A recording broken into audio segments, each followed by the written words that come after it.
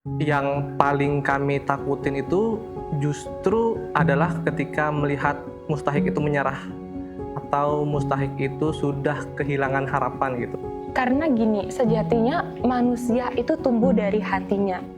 Kalau hati itu bersih, kalau hati itu tumbuh dengan baik, itu akan menggerakkan langkah kita juga menjadi langkah yang baik.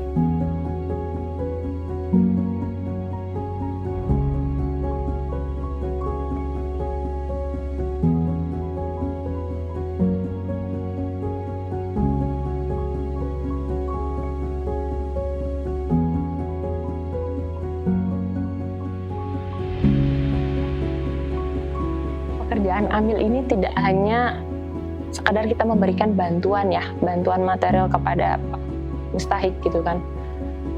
Karena banyak orang beranggapan bahwasanya mustahik ini adalah orang-orang yang ibaratnya dipandang sebelah mata. Padahal tidak demikian.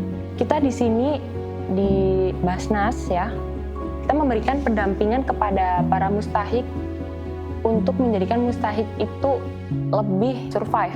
Dalam artian mereka lebih bisa bangkit untuk melanjutkan hidupnya. Dimana pada awalnya memang dia mendapatkan bantuan, tapi lamban laun mereka juga bisa memberikan dampak yang positif kepada orang lain. Dalam artian mereka bisa memberikan bantuan juga kepada orang lain gitu.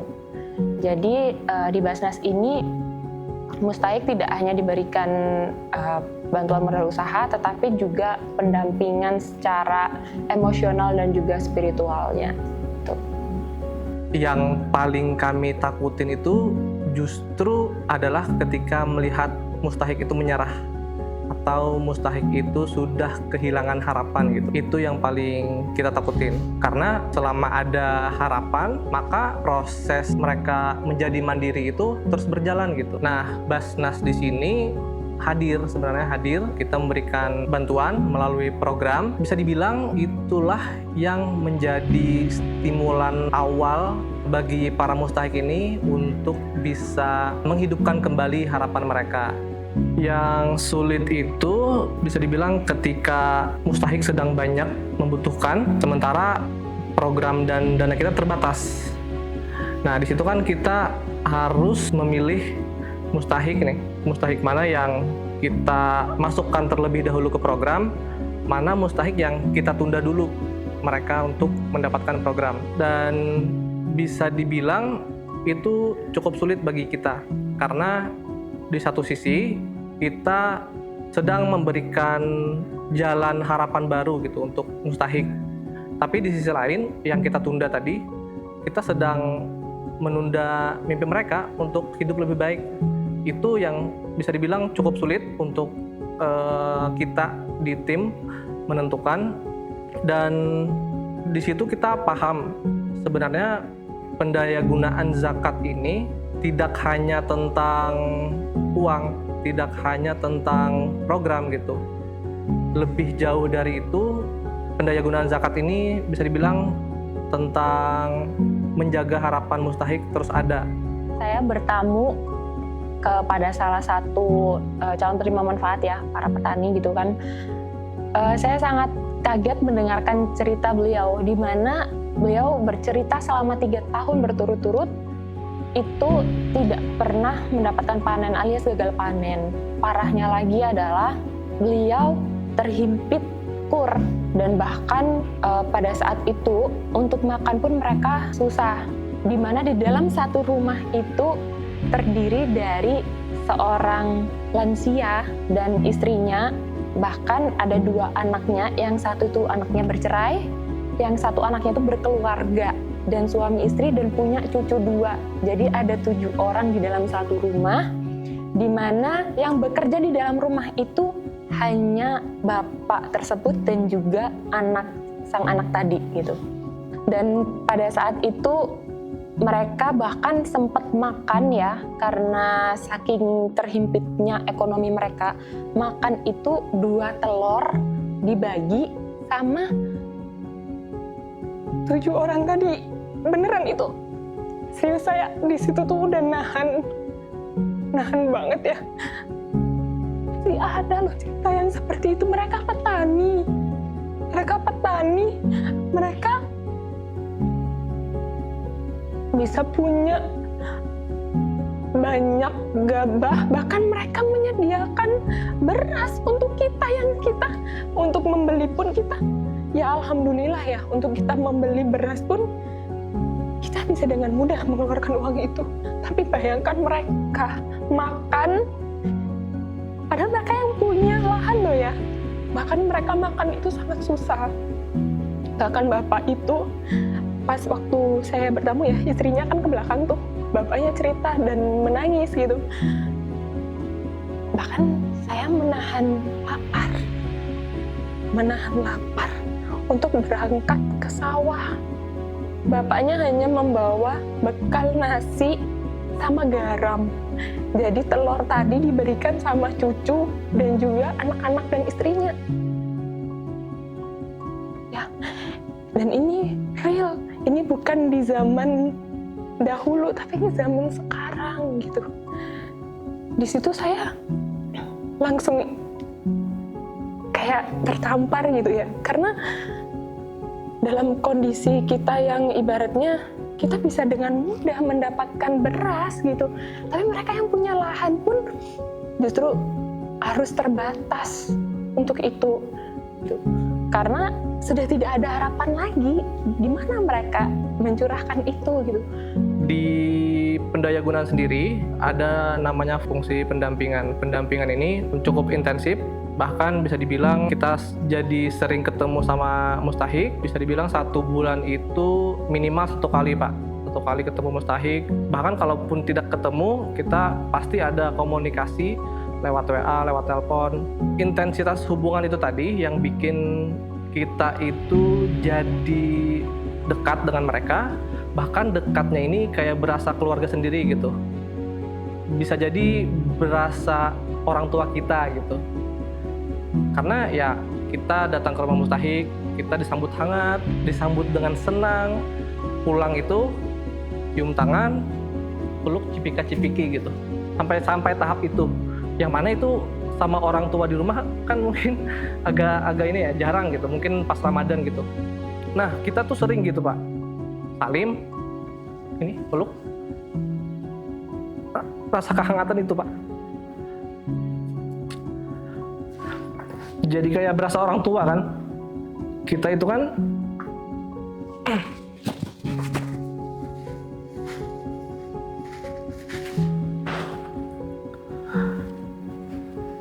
pengen orang tua kita hidup lebih baik gitu. Makanya kita sebisa mungkin berjuang gitu untuk mereka, karena ya berasa orang tua gitu. Itu sih yang jadi bikin kita terus berjuang gitu. Dan alhamdulillahirrahmanirrahim ya, akhirnya di tahun pertama setelah Tumro itu kita melakukan beberapa cara ya untuk menyehatkan kembali tanah-tanah itu. Salah satunya dengan perlakuan semi organik ya, kami bilang semi organik. Alhamdulillah hal itu membuahkan hasil yang manis gitu. Di awal pertama ya, di tahun pertama alhamdulillah beberapa petani berhasil memanen lahannya, dimana di tahun pertama itu memang produktivitasnya tidak sangat banyak, masih minim kami bilang. Kenapa? Karena perlu proses gitu. Dan di tahun pertama itu saya ingat sekali ya, rasa gembiranya para petani setelah 3 tahun ya, termasuk bapak yang saya temui itu 3 tahun tidak melakukan panen, mereka sangat bahagia. Akhirnya mereka kembali panen walaupun dengan hasil yang belum maksimal gitu. Dan alhamdulillahnya lagi cukup untuk makan keluarganya. Nah itu dulu setelah tahun pertama. Dan tahun kedua berjalannya program, baru disitulah mereka benar-benar bangkit dan bisa tersenyum lebar gitu. Bahkan di tahun kedua itu produktivitas mereka sudah mencapai rata-rata, di mana mereka bisa mengeluarkan zakat pertanian mereka yang dari awalnya tidak bisa sama sekali panen, mereka bisa mengeluarkan zakat. Dan itu dari segi emosional saya itu luar biasa, kayak apa ya, kayak lega banget gitu. Kayak awalnya tuh kan nyesek banget ya melihat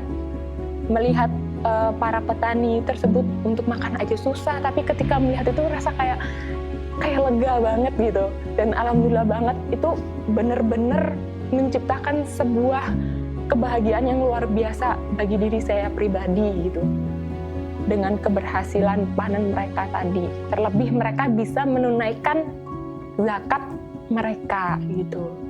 Tahun 2021, beliau adalah penerima manfaat program dari namanya program Digital Micropreneur. Waktu itu ada salah satu muzaki yang merekomendasikan beliau untuk ikut dalam program kita. Singkat cerita, kita survei, kita asesmen, beliau masuk ke dalam program kita. Nah, yang cukup membekas di ingatan saya, waktu itu ketika kita sedang penyaluran bantuan modal, beliau kan belum tahu berapa kisaran nominal yang didapat.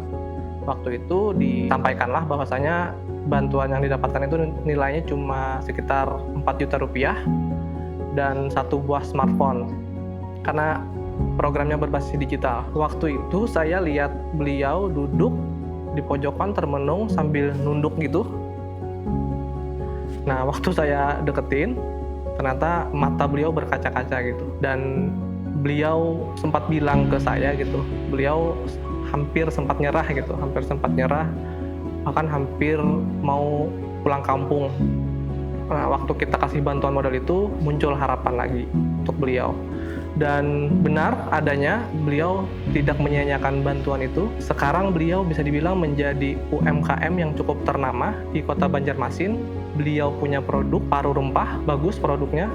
Terus beliau juga menjalankan usaha catering. Satu hari itu pasti ya 100-200 orderan gitu. Dan itu bikin saya bangga gitu ya. Karena kita tahu bagaimana perjuangan beliau, apa saja yang beliau perjuangkan gitu. Berapa lama waktu yang beliau habiskan. Nah, jadi itu yang bikin saya cukup senang dan bangga. Peran yang ideal Basnas bagi para mustahik adalah menjadi sahabat mereka, ya. Karena mustahik itu mereka perlu untuk didampingi. Didampingi bukan hanya sekedar menemani begitu saja, bukan. Tapi dampingan di sini adalah membersamai mereka dan memberikan support.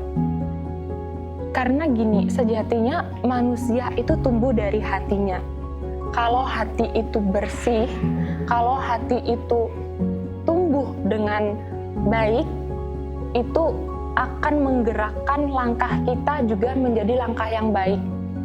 Jadi di sini perlu kita memberikan selain semangat adalah arti tentang kata syukur kepada para mustahik, sehingga ke depannya mustahik juga bisa berkolaborasi dengan kita, di mana di masa yang akan datang, yang awalnya mereka itu menerima bantuan, hingga akhirnya mereka bisa juga memberikan bantuan atau memberikan zakat, sehingga akan banyak sekali manfaat yang tersebar.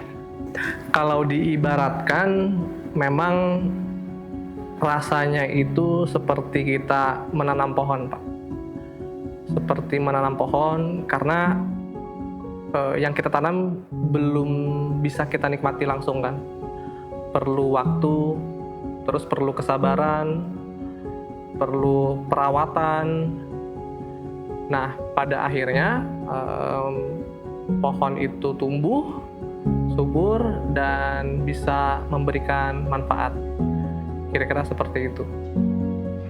Saya mengucapkan terima kasih banyak kepada para muzaki dan juga Munfik yang telah mempercayakan dan memilih Basnas Kalsel sebagai jembatan untuk menyalurkan harta kepada para mustahik, di mana harta yang bagian pian salurkan itu sangat memberikan manfaat bagi para mustahik, dan dengan pian menyalurkan zakat pian itu menjadi sebuah harapan dan juga doa ya bagi para mustahik, bagi Basnas Kalsel gitu. Dan terima kasih banyak, semoga semakin banyak menebar manfaat.